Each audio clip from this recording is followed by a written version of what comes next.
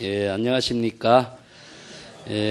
오늘 임재록 교재는 117페이지에 진정한 출가라고 하는 제목을 붙인 임재의 법문을 보겠습니다. 임재 스님이 법당에 올라서 대중에게 설법을 하였습니다. 여러분, 불법은 특별한 수행과 어떤 공덕을 신통묘용을 사용하는 것은 아니다. 용공처라고 하는 말은 특별한 어떤 공덕과 신통묘용이 있는 것이라고 주장하는 데 대해서 임재 스님이 바른 안목으로 이제 설법을 하고 있는 점이죠. 다만 일상생활하는 평상시에 우리의 본래의 평상적인 마음, 이게 마조 스님으로부터 시작되는 평상심이 도다 이런 말과 똑같은 말입니다. 평상시에 본래의 마음으로 조작을 하거나 번뇌 망념의 일이 없이 무사히 지내면서, 이 무사히란 말도 번뇌 망념의 일이 없이 무사히 지내는 것, 번뇌 망심이 없을 때에 무사하게 자신의 생활을 하는 것을 말합니다. 무사에 대해서는 또 오해가 있을 수 있으니까 나중에 조금 다시 설명하겠습니다. 대소변을 보고 옷을 갈아입고 배고프면은 밥을 먹고 피곤하면은 누워서 쉬는 일, 이것이 바로 평상 무사하게 지내는 일상생활의 일이다. 근데 이런 말을 하니까 어리석은 사람은 이렇게 주장하는 나를 비웃는다. 그것이 무엇이 도의 생활이 되냐, 깨달음의 생활이고 불도의 삶이라고 할 수 있겠느냐. 지혜 있는 사람은 그러나 내가 이러한 주장을 하는 법문의 참된 의미를 곧바로 깨달아서 불법의 본질을 알게 되므로 그 말을 그대로 수긍하게 될 것이다. 옛사람도 말하기를, 여기서 옛사람이라는 사람은 당나라 시대의 유명한 명찬화상이라는 분인데요. 이 명찬화상이 낙도가 도의 즐거움에 사는 경지에서 읊은 노래가 낙도가라는 것이 있는데 그 낙도가에서 이렇게 읊었습니다. 자신의 마음 밖에서 불법을 공부하는 사람, 불법을 깨달으려고 수행을 하는 사람은 모두 어리석은 녀석들이다라고 말한 적이 있다. 그래서 마음 밖에서 도를 구하지 말란 말이 항상 한결같이 선생들이 주장하고 있는 법문의 내용입니다. 일단 여기까지 좀 볼게요. 불법은 부처님이 법을 만드는 것은 아니죠. 그래서 불법이라고 하면은 부처님이 법을 만든 것이라고 착각을 하는 이런 사람이 많기 때문에 불법은 신통묘용이라든가 6가지 신통이 무예자지하게 실행된다든가 이런 말을 하니까 특별한 불법이 있는 것으로 착각을 하고 있습니다. 그래서 항상 부처가 무엇인가 하는 것이 선에서 선문답의 근본 주제가 되고 있습니다. 이 부처가 되는 법이고 부처의 지혜로 작용하는 법을 불법이라고 하는 것이지, 이 부처라고 하는 말을 굳이 붙인 이유는 중생심에서 벗어나는 경지, 중생심의 삶을 우리가 삼계라든가 생사에 윤회하는 생활이라고 그러죠. 그러면 중생은 삼계에 윤회하고 업장을 짓고 고통을 받는 이러한 생활에서 벗어나지 못하기 때문에 불심을 깨달아서 불법의 지혜로서 깨달음의 지혜로운 삶을 실현하기 위해서 부처라고 하는 이름을 갖다 붙인 겁니다. 그래서 중생이라고 하는 이름이 있기 때문에 부처라고 하는 이름을 갖다 붙인 거예요. 중생이라고 하는 이름이 없으면은 부처라는 이름도 굳이 내세울 필요는 없어요. 그래서 우리의 마음에, 한 마음에서 번뇌 망념으로 우리의 마음이 작용하면 중생이 되기 때문에 이것은 뭐냐? 불법을 알지 못하는 무지에서 이루어지거든요. 그래서 무명이라고 합니다. 불법을 알지 못하는 무지와 무명이라고 하는 것은 밝혀지지 않는 세계니까 어두움의 세계죠. 어두움의 세계에 우리가 길을 간다라고 하는 것은 어느 방향으로 어떠한 방법으로 길을 가야 될지 보이지 않게 돼 있습니다. 그러다 보니까 미혹에 떨어지고 미혹한 길을 가다 보니까 그것이 바른 길인지 나쁜 길인지 판단도 안 서고 또 자신이 길을 가는 한 걸음 한 걸음마다가 모두 다 생사윤회에 떨어지는 업장을 만들게 되고 그지는 고통 속에서 영원히 벗어날 수가 없기 때문에 이 무명에서 벗어나게 하기 위해서 불법을 설했어요. 부처로서의 깨달음의 지혜로운 삶을 실행할 수 있는 법. 이 법이라고 하는 것은 항상 방향과 방법을 제시해 놓은 하나의 기준인 거죠. 그래서 부처로서의 깨달음의 지혜로운 삶을 실현하기 위해서 불법 이것을 주장한 것인데 중생에 대한 부처의 이미지, 부처라고 하는 고정된 어떤 형태의 존재의 모습이라든가 이름이라는 것은 또 세워두면 안 돼요. 부처라는 이름과 모양이 존재하지도 않는데 내가 헛된 허상 그 망상 가운데서 부처라는 어떤 이름과 모양을 만들어 버린다면은 궁극적으로 내가 또 부처라고 하는 이름과 모양에 내가 속박되어서 업을 짓는 중생이 되어버리죠. 그래서 부처의 경지도 초월할 수 있는 지혜를 불법이라고 이야기합니다. 그래서 불법을 알게 되면은 부처로서의 지혜로운 삶을 실행할 수가 있다. 이 중생으로서의 삶과 부처로서의 삶은 항상 불교에서 철학적으로 사상적으로 제시되어 있는데 중생으로서의 삶은 무엇이냐면은 세간경을 끼고 있는 겁니다. 세간경을. 이 세간경이 무엇이냐 하면은 자기가 알고 있는 지식, 자기 마음대로 생각하고 있는 그 자기 주장에 따라서 사물을 보려고 하는 거예요. 부처가 있다. 부처라는 것이 무엇인지 모르고 부처가 있다고 생각하니까 부처라는 존재를 의식적으로 생각하고 부처를 생각하고 불법을 생각하니까 법에 의한 것이 아니라 법에 의한 것이 아니고 자기의 주관적인 입장에서 내 마음대로 생각해서 그 부처나 법을 판단해버려요. 그러다 보니까 모든 것이 뭐냐? 착각이 때문이죠. 착각이 일어나고 또 존재하지도 않는데 부처님의 말씀이라고 하니까 부처라고 하는 어떤 고정된 모형의 부처의 존재가 있다고 생각하니까 환상이 생겨버려요. 그 착각하고 환상 속에서 환상이라는 세간경을 가지고 사물을 보려고 하는 거예요. 세간경을 끄고 사물을 보면 어떻습니까? 그 색에 맞추어서 사물이 나타나죠. 그 자기의 밝은 눈으로 바로 볼 수 있는 안목이 안 생기니까 항상 바른 지혜를 작용할 수 있는 힘이 없어요. 그 지혜는 무엇이냐 하면은 항상 현실에서 작용하는 겁니다. 현실은 지금 여기라고 하는 시절 인연의 삶을 실행하는 지혜를 말하고 있습니다. 그래서 불교는 항상 현실의 생활 종교입니다. 우리의 현실의 생활을 떠나서 불법을 깨달음의 지혜를 보살도의 삶을 실행할 수 있는 시기와 기회는 있을 수가 없습니다. 그런 장소도 있을 수가 없어요. 그렇기 때문에 현실에서 지금 여기 자신의 깨달음의 삶을 실현하는 그것은 무엇이냐 하면은 특별한 법이 있다고 생각하는 착각에서 벌써 벗어나야 되고 또 지금 여기 현실의 지혜로 삶을 실현할 수 있는 안목이 갖춰야 되는데 이 착각에서 벗어나기 위해서 임재 스님이 여기에서 불법의 특별한 신통 묘용이라든가 어떤 신출을 기모를 한 어떤 법이 가르침이 있다든가 이런 것이 있다고 생각하지 말고 착각하지 마라. 불법이라고 하는 것은 우리 지금 일상생활하는 평상시에 자신이 지금 삶을 실현하는 시절 인연의 일에서 자신의 깨달음의 지혜로운 삶을 사는 것이다.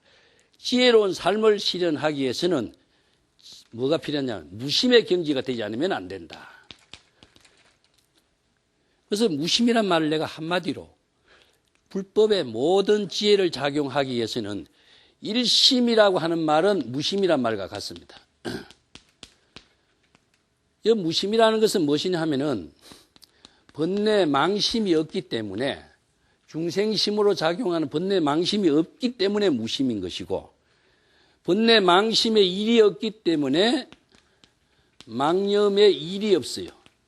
이것도 일이라고 하는 것도 의식 속에서, 중생심의 의식 속에서 무엇이 있다라고 생각하고 색안경을 끼고 보는 어떤 사물에 대해서 일이 있다 없다 이렇게 표현한 것이지, 무심의 경지에서 사는 것이 무사한 겁니다. 예. 무심의 경지에서 사는 것이 무사. 그래서 무사와 무심은 바로 불심의 지혜로운 작용을 표현하는 말이다.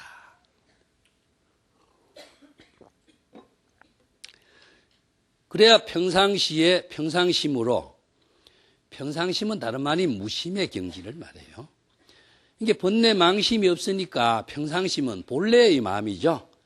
본래의 청정한 마음을 일심이라고 그러고, 이것을 다른 말로 해서 이것을 일심을 진여자성이다라고 이야기해요.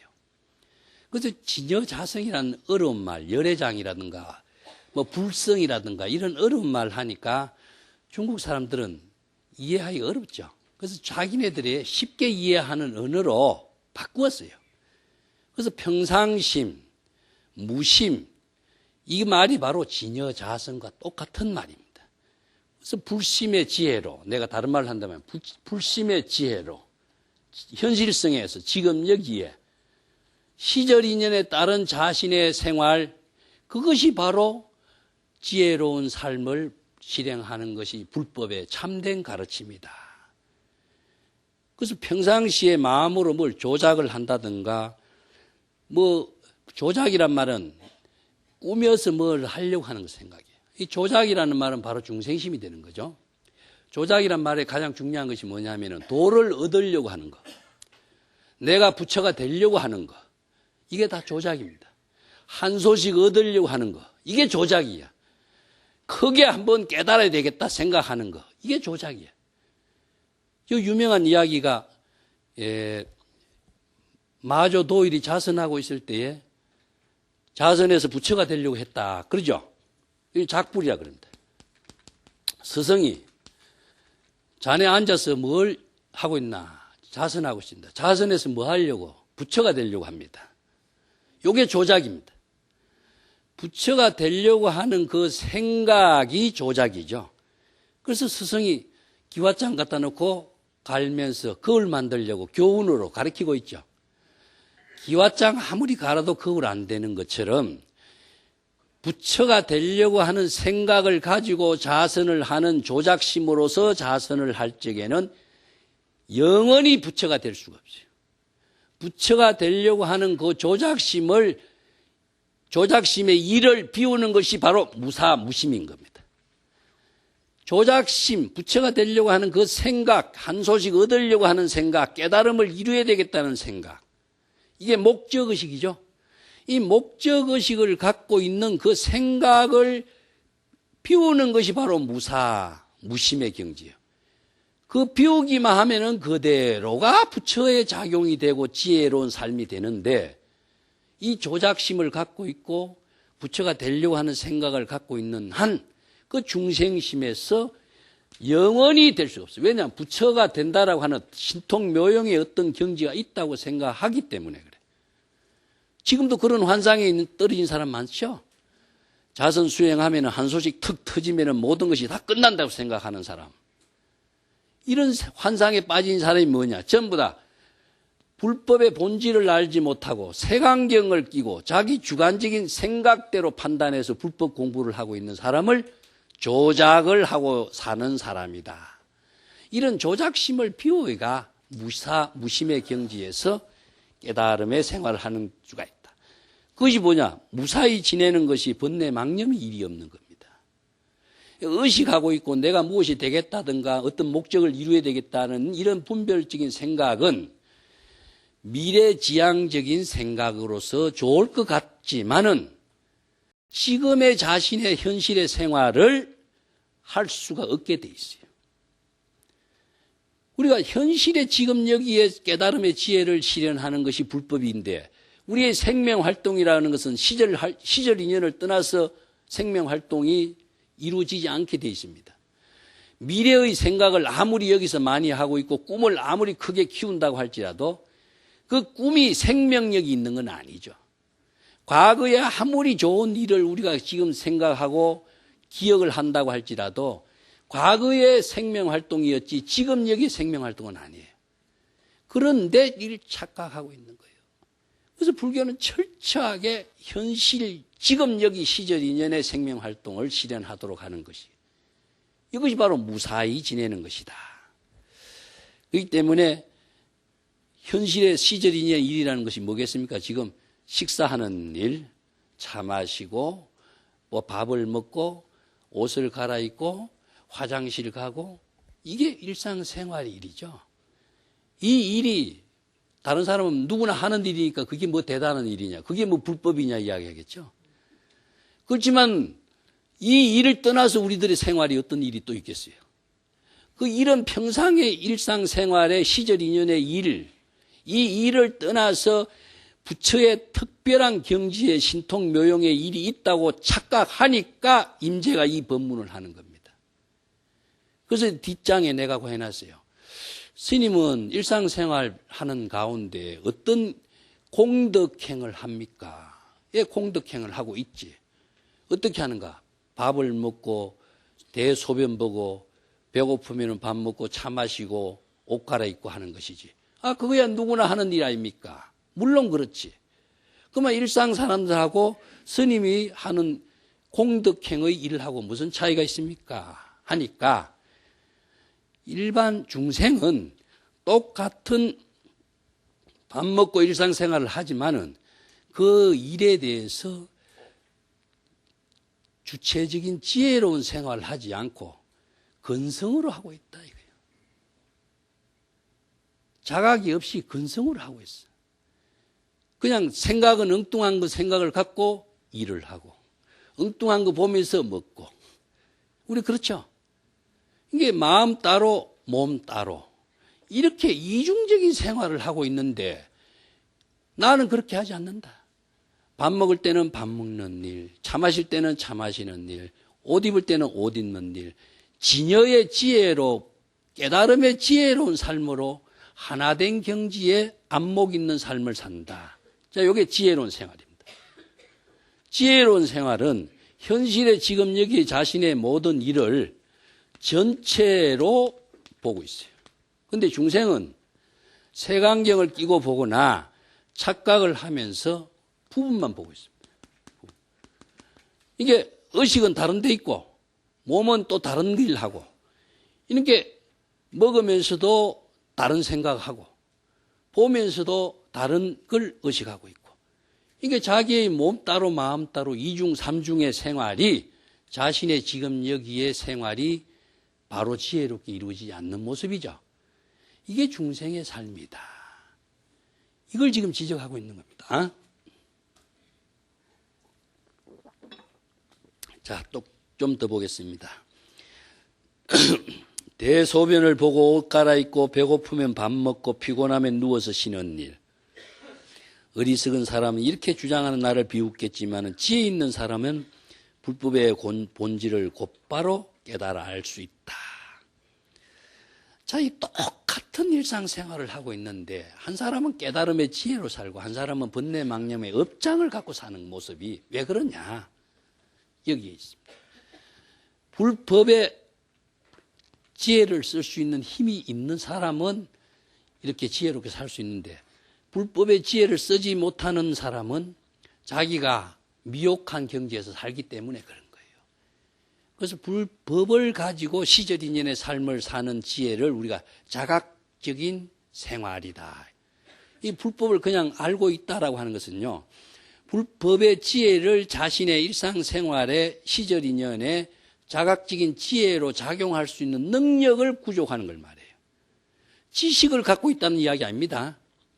그 지식을 아무리 갖고 있으면 지식의 노예가 돼버려요. 부처라는 지식을 갖고 있으면 부처의 노예가 됩니다. 신이 있다고 생각하면 신의 노예가 돼버립니다.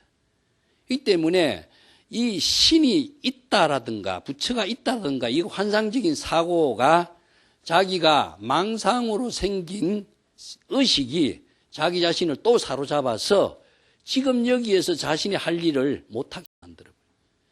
이 때문에 이런 환상 착각에서 벗어나라. 그렇게 하기 위해서는 진실을 바로 볼 수 있는 안목이 있어야 되는데 그 안목이 부족되는 것을 임재가 진정한 견해라고 누누이 강조를 했습니다.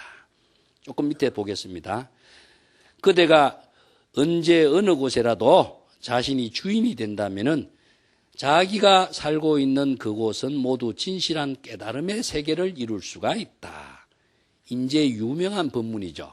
수처작주 입처계진. 임재록의 한마디가 자 여기에서 지금 여기에 자신의 일을 불심의 지혜로 작용하는 주인이 될 요 말이나 수처작주 그것에 따라서 자신이 주인공이 되어서 자신의 깨달음의 삶을 실현한다면은 자신이 살고 있는 지금 여기의 모든 살림이 바로 진실된 깨달음의 삶을 건립하는 것이 된다. 이걸 불법을 건립한다. 이런 이야기합니다. 그래서 경전에서는 그런 말인데 임재는 이 말을 바꾸어서 수처작주 입처계진이라는 말을 바꿨습니다. 자 여기서 주인공이라는 것은 우리의 진여자성, 불심을 말합니다. 번뇌 망념이 없는 불심의 지혜로 깨달음의 삶을 실현한다면은 이런 이야기죠. 즉 어떠한 외부적인 조건도 그 진실된 깨달음의 장소를 바꿀 수는 없는 것이다. 가령 지금까지 지어온 과거의 나쁜 습기라든가 또 오무간지옥에 떨어지는 큰 죄업을 지었다고 할지라도 자연히 그 깨달음의 지혜가 해탈을 이루는 큰 바다가 될 것이다. 자, 여기에서 우리가 지금 여기 자신이 불심의 지혜로 작용하는 그 깨달음의 생활을 외부의 어떤 조건이 자기 바꾸어 줄 수가 없어요. 그래서 우리가 삶의 주체는 무엇이냐 하면은 우리들 각자 자기 자신의 지혜 작용이기 때문에 외부적인 힘에 의해서 그 지혜 작용을 바꿀 줄 수가 없어요.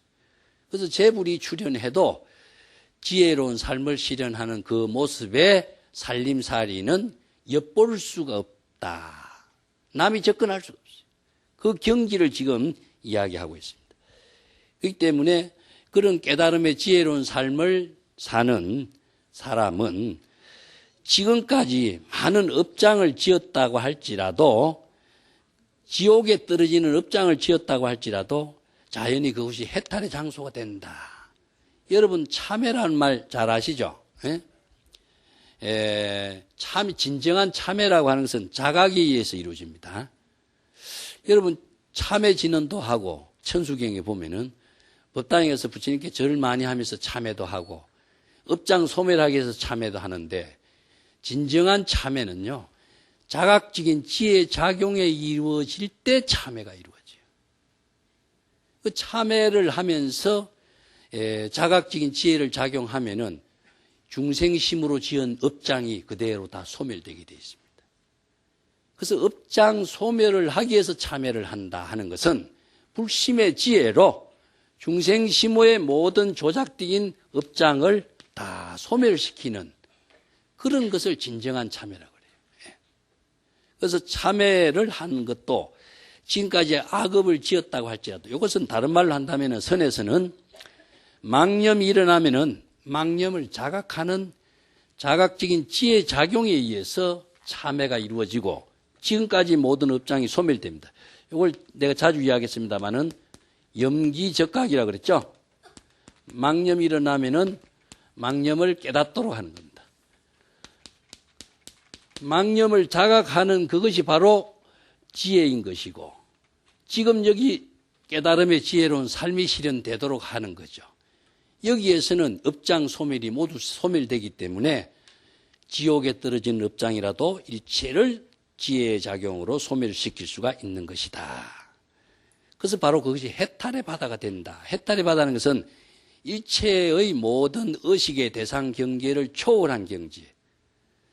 생사의 업장을 만들어서 고통을 받아왔던 그 모든 경계를 다 초월해버리는 것. 그래서 뒤에도 나오지만은요, 부처의 경지에 목적의식을 두고 있으면은 부처의 경지가 자기를 지옥으로 생사고통으로 만들어가는 하나의 쇠고랑이 돼버려요. 그때 부처의 경지까지도 초월하지 않으면 진정한 해탈이 불가능합니다. 이 모든 사람들이 종교의 관념, 종교라고 하는 것 자체는 인간이 참 마음의 평화와 자유와 행복을 만들어갈 수 있는 지혜를 제시한 것인데 종교라고 하는 틀 속에 갇혀버리도록 만들고 있으니까 종교의 감옥 속에서 다 헤매고 있는 거예요. 이 감옥에서 벗어날 수 있는 진정한 해탈의 길은 선의 이 가르침, 이런 지혜를 체득하지 않고서는 불가능하다. 그래서 임재는 부처도 죽이고 조사도 죽이고 말 쓰죠.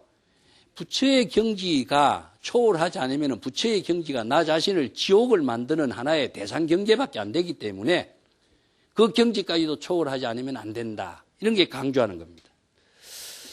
오늘날 수행자들이 불법의 진정한 안목을 체득하지 못해서 마치 눈먼 양이 코에 닿는 물건을 모두 입안에 집어넣는 것과 같다. 그렇기 때문에 하인과 주인도 구별하지 못하고 손님과 주인도 판단하지 못하고 있는 것이다. 자, 여기에서 불법에 대한 안목이 구족되지 못한 사람은 지혜가 작용하지 못하기 때문에 바른 방향, 선과 악, 아니면은 주인과 하인, 여기에서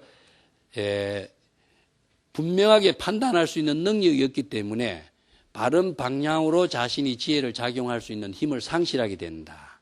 그래서 항상 불법의 대의와 진정한 견해, 이 두 가지 축을 가지고 지금 여기 현실의 깨달음의 지혜로운 삶을 실현하도록 해야 되는데 안목을 체득하지 못하면은 눈먼 양이 코에 닿는 물건을 무조건 입속에 집어넣는 것 같다. 양이 눈이 멀다 그래요.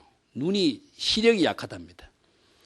그래서 이제 코에 부딪히는 것만 막 자기가 먹을 거든지 간에 먹을 것이라고 생각하고 입에 집어넣는 이런 습성이 있다 그럽니다. 이런 이야기가 임재록에도 나오고 조주어록에도 나오는데 그 어리석은 사람, 안목이 없는 사람, 이런 것을 먹고 죽을 줄도 모르고 막 먹는다 이겁니다. 이런 것을 이제 비유했고, 또 하나는 하인과 주인도 구별하지 못하고 손님과 주인도 판단하지 못한다. 이것이 진정한 안목이 없는 사람은 자기 자신이 어느 방향에서 어떤 방법으로 어떠한 지혜로운 삶을 실현해야 될 것인지 알지 못하기 때문에 이런 어리석은 수행자의 삶에서 벗어나지 못하고 있다 하는 겁니다. 그 뒷장 보겠습니다.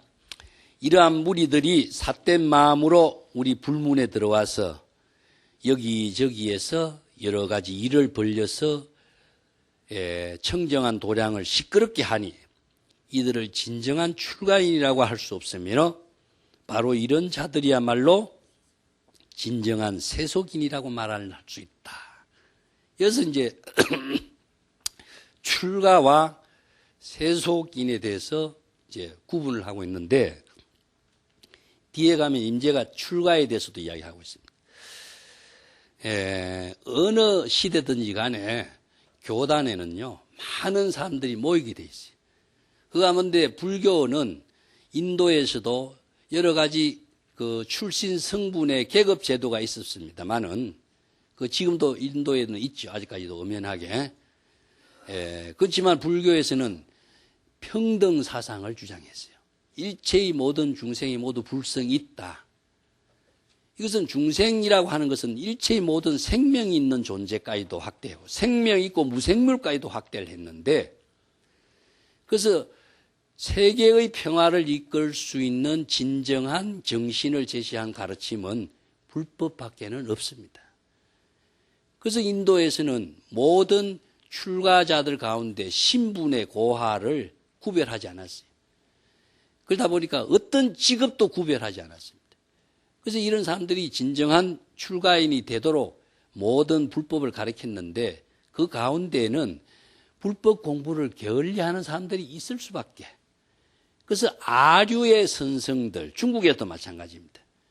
그래서 수없이 많은 수행자들이 모인 가운데에 진정한 수행을 하는 사람들은 안목을 구족하기 위해서 노력하는 수행자도 있었고 또 그렇지 못한 수행자들도 있기 때문에 이 교단, 청정한 성가 하합의 교단을 파괴시키는 이런 무리들이 항상 있어 왔습니다.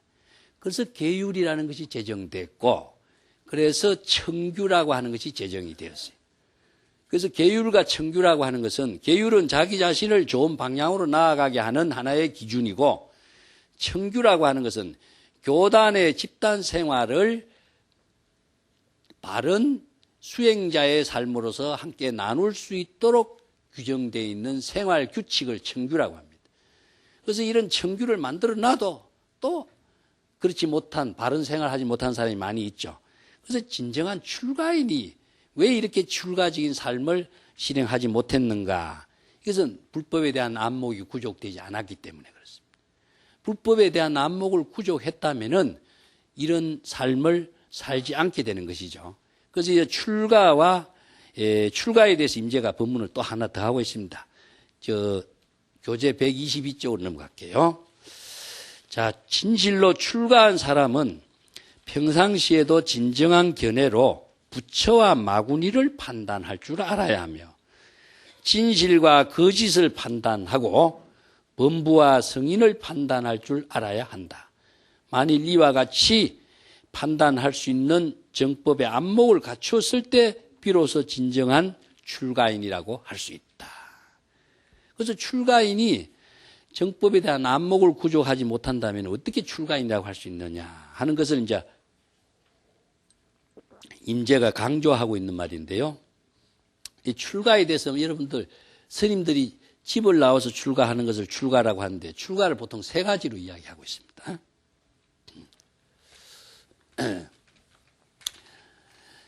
세속의 집을 나오는 것을 출가라고 하고 세속의 집을 나오는 것을 출가라고 하고 두 번째는 번뇌의 집을 나온 것을 출가라고 하고 세 번째는 삼계의 집을 초월해서 나오는 것을 출가라고 하고 자, 요 세 가지가 출가에 대한 어떤 분류를 할 수 있어요. 단순히 집을 벗어나서 세속의 집을 벗어나서 사찰의 집으로 들어간다고 진정한 출가라고 할 수 있겠는가? 아니면은 번뇌 망념만을 벗어나서 번뇌 망념을 벗어났다고 해서 그걸 진정한 출가라고 할 수 있겠는가? 여기서 이 세 가지를 모두 다 구족해야 되는데 삼계 집을 초월하는 경지를 이루어야 진정한 출가라고 할 수 있다. 그래서 유명한 성가구감에서도 이런 법문을 했죠. 출가한 일이 어떻게 적은 일일 수가 있겠느냐. 에? 안일하고 편안함을 구하기 위해서 출가하는 것도 아니고 따뜻한 밥을 배부르게 먹기 위해서 출가한 것도 아니고 명예와 이익을 추구하기 위해서 출가한 것도 아니고 자, 생사해탈을 초월하고 번뇌 망념을 끊고 부처님의 해명을 개성하고 삼계를 초월해서 중생을 구제하기 위한 원력을 실현하기 위해서 출가한 것이다. 이 출가에 대한 가장 진정한 법문을 해주는 것이 성가구감에 있죠. 그래서 출가라고 하는 것은 집을 벗어난 것이 출가라고 할 수 없어요. 그래서 여기서 출가란 말을 다른 말로 한다면 포기하다 이런 말씀입니다. 포기하다. 뭘 포기했을까? 세간의 모든 욕망을 다 포기한 사람을 진정한 출가라고 한다. 세간적인 모든 가치관에서 벗어날 수 있는 경지가 돼. 여기서는 탐진치 삼독이라든가 오욕이라든가 일체의 모든 번뇌 망념이죠. 이것이 벗어났을 때가 진정한 출가라고 한다. 또 하나는 포기라고 하는 말 다른 말로 한다면 체념이라고 나는 이야기합니다. 체념하다. 체념하다라고 하는 말도 포기라 하는 말과 똑같은데 이것을 불교 사상의 입장에서 체념이라고 하는 것은 나는 마음을 텅 비우는 공의 실천이다라고 보고 있어요. 많은 사람들이 무엇을 추구하고 요구하고 목적의식을 갖다 보니까 거기에서 벗어나지 못하거든요. 그래서 벽암록에도 보면 이런 말이 있어요. 양보하면은 남고 다투면은 모질한다. 이런 말이 있어요. 먹을 걸 하나 아무리 적은 것을 갖다 놓더라도 서로 먹으려고 하면 그거는 모질하게 돼 있고 양보하면 그것은 남게 돼 있는 거죠. 그래서 구하려고 하는 생각을 버리라. 이것이 바로 진정한 체념이고 포기인데 모든 사람이 구하려고 하는 생각이 무엇이냐 하면은 가장 많이 추구하는 것은 오용락이죠. 그래서 이 오용락의 모든 가치를 포기를 하는 것이 진정한 지혜를 체득하는 출가인의 생활이 됩니다. 그 유명한 기사고타미 이야기도 여러분 아시죠? 부처님 당시에 유명한 그 여인이 자기 아들이 죽었을 적에 자기 아들을 살리려고 많은 의사들을 찾아다녔지만은 죽은 아들을 살릴 수 없다. 그래서 마지막으로 부처님을 찾아가서 우리 죽은 아들을 살려달라고 그러죠. 이 부처님이 방편법문으로 자 마을에 내려가서 사람이 죽지 않는 집에 가서 겨자씨를 얻어오느라. 이 기사고타미가 한 집, 두 집 다니면서 사람이 죽지 않는 집을 찾아다녔지만은 사람이 죽지 않는 집은 없죠. 그런데 왜 기사고타미가 자기 아들이 죽었을 때에 자기 아들을 살리기 위해서 그걸 구하려고 다녔느냐. 자기 아들을 살리려고 하는 그 색안경이 자기를 진실을 볼 수 있는 길을 막아버렸어요. 우리는 평상시는 잘 알고 있어요. 그렇지만 어떤 일이 당했을 때에는 자기의 사고가 색안경이 되어서 바른 판단과 안목을 작용할 수 있는 길을 막아버려요. 이게 자기 아들을 살리려고 하는 욕심 때문에 그것이 안 보인 거예요. 그래서 한 집, 두 집 다니다 보니까 사람이 죽는다라고 하는 보편적인 진실, 보편적인 사실을 자기가 다시 확인하게 되겠죠. 전에도 알았어요. 지금 확인함으로 해서 다시 한번 진정한 자각적인 지혜가 작용하게 되죠. 여기에서 포기를 하게 됩니다. 뭘 포기합니까? 아들을 살리려고 하는 욕망을 포기하는 겁니다. 포기한다고 해서 자기가 없어지는 거 아니에요. 포기를 해야 진정한 자기가 되살아나요. 근본으로 되돌아가는 겁니다. 포기라는 것은. 자기의 본래로 되돌아가는 것을 말해요.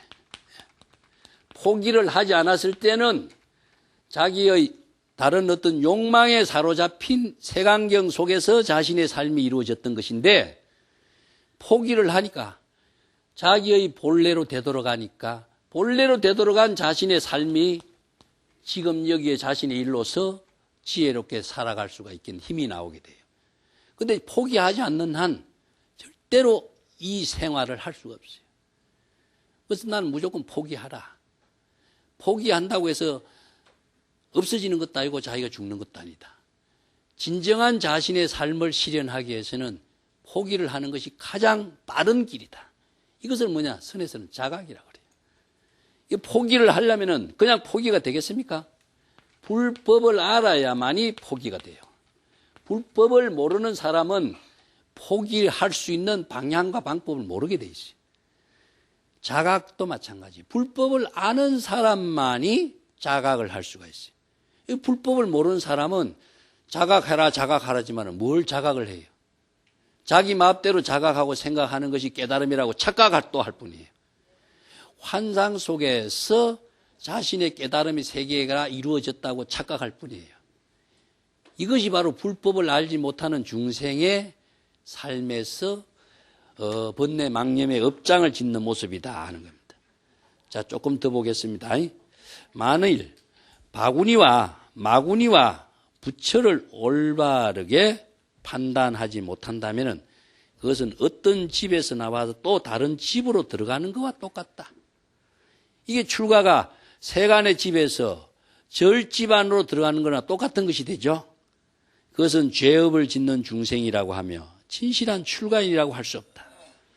예를 들면은 여기 하나의 부처와 마구니를 동일한 본체로서 구분할 수 없는 것이니 마치 물과 우유가 혼합된 것과 같다. 그러나 그 이의 왕은 부처님에다 비유합니다. 그 이의 왕은 우유만을 마신다. 눈 밝은 구도자라면 마구니와 부처를 모두 함께 떨쳐버려야 된다. 그대가 만약에 성인을 좋아하고 범부를 미워하는 차별심을 일으킨다면 생사의 고해에서 윤회하게 될 것이다. 이게 지금 포기한다라고 하는 구조를 어떻게 지금 차별적인 세계로 지금 설명하고 있는데요. 우리의 일심으로서 되돌아가도록 하기 위해서는요, 부처라고 하는 생각이나 마군이라고 하는 생각이나 또 아니면은 범부나 성인이나 이런 차별적인 생각을 모두 한꺼번에 떨쳐야 됩니다.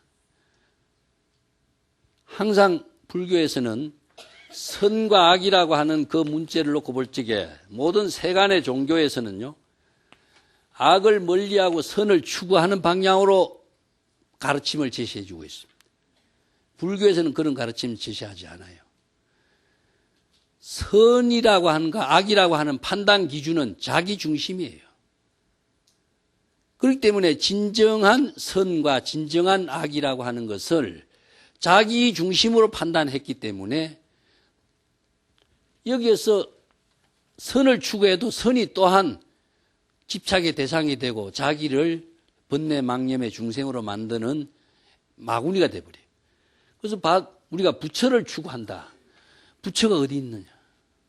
이 문제부터 알아야 돼.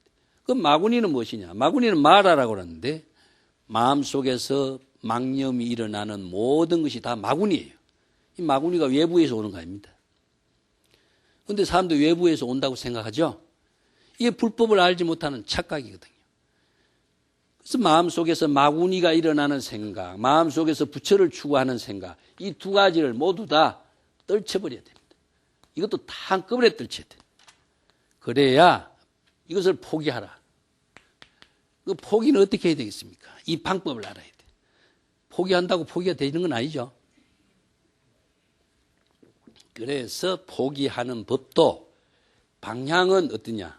자기의 본래의 마음으로, 근원적인 마음으로 되돌아가는 방향이 되어야 되고, 방법은 무엇이냐? 자각적인 방법을 통하지 않으면은 포기가 되지 않습니다.